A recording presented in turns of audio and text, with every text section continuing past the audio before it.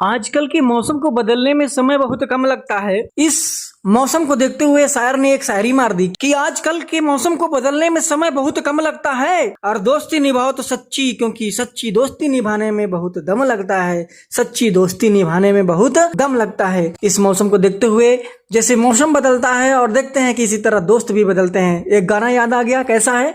तुम क्या जानो मेरे दिल में और तुम रहती हो धड़कन की तरह, यार बदल न जाना मौसम की तरह। ओ मेरे यार बदल न जाना मौसम की तरह। सागर के संग लहर किरण सूरज के साथ में चलती है, और समख में सा परवाने की चाहत में ही जलती है। और मेरे होठों पे रहना हरदम साजों में छुपी सरगम की तरह, यार बदल न जाना मौसम की तरह। ओ मेरे यार बदल न जाना